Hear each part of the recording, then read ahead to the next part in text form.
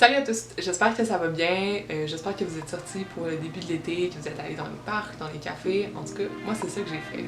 Quand je suis pas à mon appartement, le 3/4 du temps, je suis au parc, dans les cafés, je suis en train de faire une sortie avec des amis. Je sais pas pour vous, mais ayant grandi en banlieue, il n'y avait pas beaucoup d'espace de socialisation où je pouvais rencontrer mes amis et adeptes.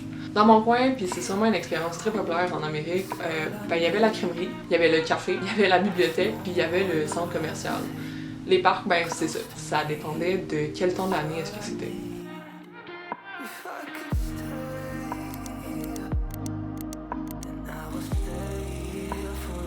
Dans son livre The Great Good Place, Ray Oldenburg conceptualise le tiers-lieu comme un espace en dehors de la maison et du travail pour être un troisième espace de vie où il fait bon d'entretenir une communauté, des débats et un rythme de vie en dehors du stress quotidien. Pourquoi est-ce que c'est autant essentiel pour lui de séparer un espace en dehors de la vie domestique et en dehors de la vie économique? C'est justement pour faire naître ces débats-là. Il définit 4 rôles primordiaux. La création et soutien d'une communauté, l'espace de débat et de réflexion intellectuelle, l'espace neutre entre divers profils, et l'espace en dehors des anxiétés de productivité. Ces lieux-là, on les connaît comme les men's clubs, les salons de thé, puis même les associations étudiantes. Oldenburg constate que ces organisations-là existent avant même la conceptualisation de sa théorie. Ça a même été souvent le lieu de profusion d'idées qui ont servi à établir des mouvements sociaux. Ces milieux-là permettaient l'échange, permettaient la réflexion. Oldenburg dit ceci dans son livre qui est à la base même de la vidéo d'aujourd'hui. De tels lieux sont devenus d'autant plus importants après l'industrialisation qui a séparé les foyers de vie et les milieux de travail, car ils servent la démocratie et contre le contrôle grandissant qu'opère le milieu d'entreprise sur les modes de vie. L'expérience de grandir en banlieue peut être vraiment enrichissante en fait. Il y a la possibilité de courir, de jouer, d'aller cogner à la porte du voisin, de se faire ami avec le voisin, de passer d'une maison à une autre. Une fois rendu adolescent, une fois rendu adulte, s'il n'y a pas de voiture, ces liens sociaux-là se construisent beaucoup moins facilement. En fait, le sociologue est particulièrement critique du mode d'organisation de la banlieue, parce que c'est vraiment un espace dormant. C'est ce qui me permet d'être loin du travail, où toutes les familles se retrouvent en petits îlots fermés. Oldenburg constate dans son roman que les relations domestiques et de travail se voient contraints de fournir les éléments manquants de la sécurité sociale au mode de vie restreint de ceux qui n'ont pas de communauté. Prenons cet exemple de banlieue où j'ai grandi par exemple. Ben, si on se retrouve en grand groupe, on va devoir éliminer la bibliothèque. Trop de bruit. Si en plus de ça il fait pas beau, on peut pas se retrouver dans les parcs extérieurs. Ce qui élimine les deux options gratuites. Ce qui nous redirige vers des options payantes. Le bowling, le centre commercial, le café. Mais pas tout le monde a accès à un moyen de transport efficace qui va les amener à l'endroit. Ce qui enlève des personnes qui peuvent avoir accès dans le groupe. Diminue le groupe. Pas tout le monde a les moyens de se payer un café ou une sortie. Ce qui diminue d'autant plus le nombre de personnes qui peuvent avoir accès à cette activité-là. On se retrouve donc avec un cœur très défini de ce groupe social-là, ce qui devient une espèce de chambre d'écho. Comment est-ce qu'on peut sortir de cette chambre d'écho-là? Ben, c'est en consommant, c'est en acceptant de dépenser davantage, en essayant de trouver des moyens pour pouvoir aller jusqu'à ce groupe-là, qui en fait crée un grand déséquilibre. Et bien contrer qu'il faut un espace neutre d'échange et de personnes qui viennent de différents milieux. Ça nous amène au troisième bloc. Ok, mettons, qu'est-ce qui se passe là avec ça? Mais en fait, l'absence de ces terrains d'échange-là, des terrains neutres pour toutes les idées politiques ou simplement une socialisation, c'est qu'on voit l'apparition de comportements qui sont normalisés. Donc, la surconsommation comme moyen de statut social et de reconnaissance, l'association à des communautés en ligne, simplement l'isolation des individus.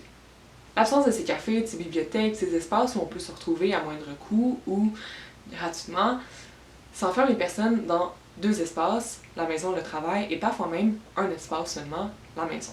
Socialiser dans l'endroit de la maison, ben, ça peut étouffer les possibilités de rencontres, de discussions, de développement personnel. Cet esprit-là de communauté, de partir des communes et de se retrouver entre soi, de créer des petits appartements, des petits blocs où on va pouvoir échanger nos ressources, c'est quelque chose qui ressort beaucoup dans les médias en ce moment, puis particulièrement dans les memes. L'individu est fait pour socialiser. Ça peut paraître comme une opinion personnelle, mais c'est ce que je peux remarquer dans la littérature sociologique. Bien sûr, il y a un baromètre. Moi-même, en tant qu'introvertie, je ne voudrais pas passer mon temps à socialiser. Avec les réseaux sociaux comme Facebook, X, Twitter, Tumblr et bien d'autres. Il y a la possibilité d'adhérer à des groupes qui partagent des intérêts communs à nous. Ça permet un anonymat puis un système de socialisation différent que celui interpersonnel physique, mettons. Ok, oui, ces réseaux numériques-là peuvent amener une même chambre d'écho, mais l'important, c'est que ça offre un lieu où les personnes peuvent explorer. Avec l'arrivée des médias, donc la radio, les cinémas, c'est qu'il y avait une proximité qui était nécessaire. Pas tout le monde possédait une radio, pas tout le monde pouvait aller au cinéma, donc le monde devait partager toutes les informations qu'il cueillait. Ce que je retourne dans plusieurs essais vidéo et dans les recherches que j'ai faites justement sur le tiers-lieu, c'est un concept clé de Oldenburg, que la consommation égale un statut social, ce qui va équivaloir à avoir une communauté. Avoir un statut social, appartenir à un statut social, ce serait comme se retrouver dans une communauté. Oldenburg dit que la reconnaissance varie, que vous pourriez plus facilement obtenir des moyens de socialisation, de visibilité et souffrirez moins de l'enfermement si justement vous avez ces ressources-là. Ok, mettons que je simplifie. En gros, ce que vous consommez comme médias, comme marchandises et comme services vous donne une identité sociale qui vous cadre dans une hiérarchie économique. C'est pas vraiment simplifié. Mais mettons, vous consommez des produits de la marque Kim Kardashian. À toutes les semaines, vous allez faire votre pilates. Ben, vous avez déjà une certaine image de marque. Puis à tous les jours, vous avez votre latte glacé au lait d'amande biologique. Ben, l'accumulation de ces images de marque-là, ça vous définit socialement comme un idéal de vie. Vous adhérez à un système esthétique. Mais pour quelqu'un qui n'a pas ces ressources-là, qui ne peut pas dépenser autant, qui ne peut pas avoir accès au pilates parce que c'est extrêmement cher, qui ne peut pas avoir son lait biologique ou qui ne consomme pas de latte glacé, il y a une distance qui se crée entre les deux. Votre force économique vous instruira comme soit plus intéressant et enviable, soit comme moins intéressant et plus propice à l'effacement. On s'entend, j'ai extrêmement simplifié une équation complexe. C'est vraiment juste pour créer un noyau de réflexion parce que j'aurais pas le temps de développer encore plus dans cette vidéo. Mais aujourd'hui, on voit émerger avec la disparisation et la marginalisation des tiers-lieux, la surconsommation comme tissu social. Avec ça, c'est quoi les solutions? La création de communauté, c'est un atout majeur. Et ça passe par volontairement sortir un peu plus, faire des sorties avec des amis, faire des cafés à l'appartement, inviter plusieurs personnes qui sont de différents groupes sociaux. Aussi, je sais qu'il existe des formules où tu fais une réservation dans un restaurant. Donc toute la soirée, on la passe avec des étrangers, à discuter, à échanger, toujours avec la liberté de partir à n'importe quel moment où vous êtes inconfortable. Sinon, ce que j'aime bien, c'est faire une espèce de soirée de café à mon appartement, repatrier bien des amis de différents groupes.